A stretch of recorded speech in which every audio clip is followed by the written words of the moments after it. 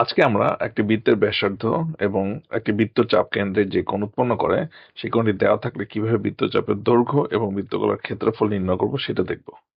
প্রথমে বৃত্তচাপের দৈর্ঘ্য কিভাবে আমরা বের করতে পারি। বৃত্তচাপের দৈর্ঘ্য, ঠিক আছে। তারপর আমরা ক্ষেত্রফলে যাব। তো আমরা যদি একটা বৃত্ত আঁকি,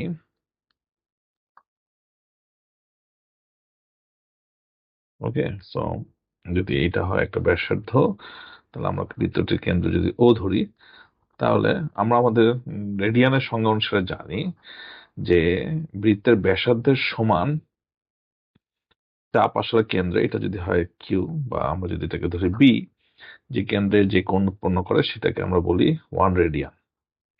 ঠিক আছে। এখন তারপরে আমাদের আরেকটা চাপ নিলাম, সেটা হলো এসি। এটা আমি ধরলাম কেন্দ্রে কোণ উৎপন্ন করেছে থিটা। ঠিক আছে, আমাকে এই থিটাটা বের করতে হবে। যেহেতু এই থিটাটা বের করতে হবে, আমার এখানে আসলে দুইটা নোন থিংস আছে, থিটা আছে আর এই 1 রেডিয়ানটা আছে। আর আমার চাপের কথা বলা আছে এসি অথবা এবি। এখন এই বৃত্তচাপটা হলো আমার যে বৃত্তচাপ, সেই বৃত্তচাপটা হলো এসি।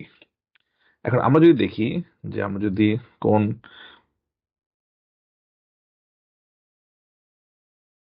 কোন এ বি কেন্দ্রে আসলে 1 সি চাপ উৎপন্ন করে, রাইট।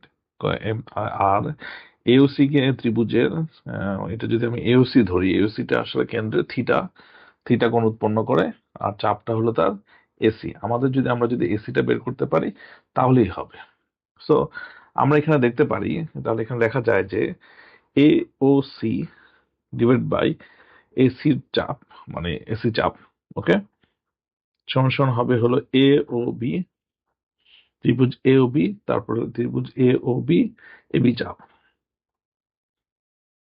দেখেন এবি চাপ হলো আমার ব্যাসার্ধের সমান, এ ও সি হলো আমার থিটা, এসি চাপ,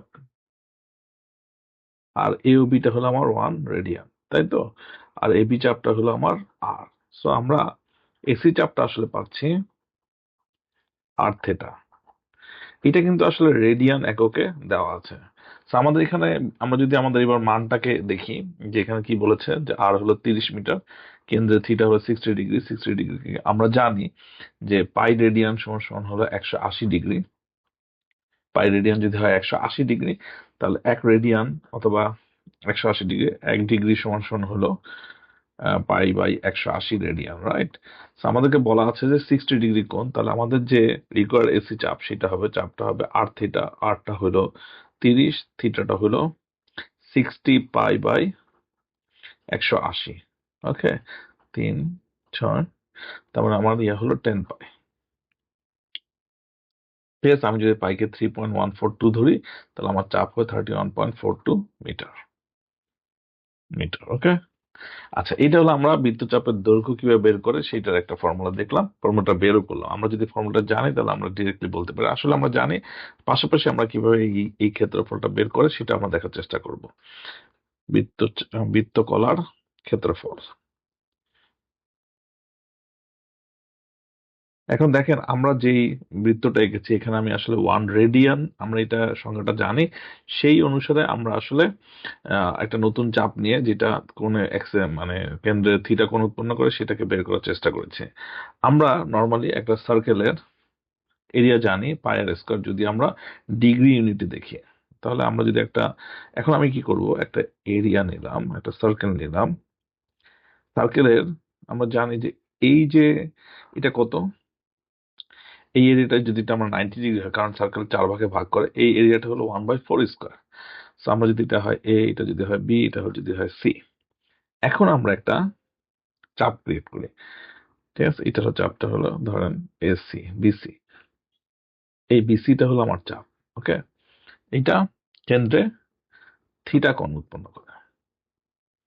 ঠিক আছে, কেন্দ্রে থিটা কোণ উৎপন্ন করে। তাহলে আমার জানতে হবে কি, এই যে বিওসি, এই বৃত্তকলার ক্ষেত্রফল কত সেটা আমাকে জানতে হবে। তাহলে আমরা যদি করি এরকম, বিওসি বৃত্তকলা বিওসি এর ক্ষেত্রফল ডিভাইডেড বাই এটা হলো থিটা, তার মানে বৃত্তকলা কোণটার কথা বলছি, কোণ বি ও সি। আবার বৃত্তকলা এওবির ক্ষেত্রফল, বৃত্তকলা এওবি এর ক্ষেত্রফল divided by A O B, তাই না? এখন দেখেন, তাহলে আমরা কি পাচ্ছি, বি ও সি বৃত্তকলা লিখলাম, বৃত্তকলা বি ও সি এর ক্ষেত্রফল। তাহলে এটাকে কি লেখা, বৃত্তকলা এ ও বি এর ক্ষেত্রফল 1/4 পাই আর স্কোয়ার, যেহেতু আমার বৃত্তের ব্যাসার্ধ হলো পাই আর স্কোয়ার, ইন্টু বিওসি, বিওসিটা হলো থেটা, রাইট? আর এ ও বিটা কি, পাই/2 বা রাইট পাই/2 বলে আমরা দিতে পারি। তাহলে আমাদের এখানে কি আসতেছে দেখেন, পাইটা কাটা চলে যাচ্ছে, half of R square theta. So এই যে বৃত্তকলা যেটা কেন্দ্রে থিটা ডিগ্রি কোণ উৎপন্ন করে, সেই বৃত্তকলার ক্ষেত্রফল হলো half of R square theta. So আমাদের কোশ্চেনের ক্ষেত্রে এটা বলা আছে, আর হলো থেটা হলো 30 আর থিটা হলো 60 ডিগ্রি, কিন্তু এইখানে থিটাটা আসে রেডিয়ানে, সো রেডিয়ানে আমাকে কনভার্ট করে নিতে হবে। তাহলে বিওসি এর ক্ষেত্রফল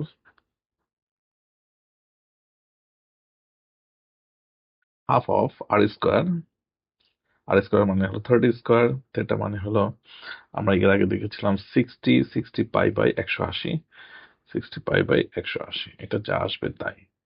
তাহলে আমরা এখান থেকে যদি আমরা গুণ করে দেখি, তাহলে আমরা পাই হলো 5 ইন্টু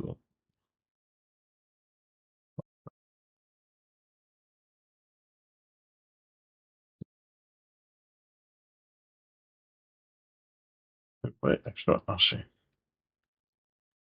এবার হচ্ছে 471.3 বর্গমিটার, 47.12 বা 3 বর্গ মিটার।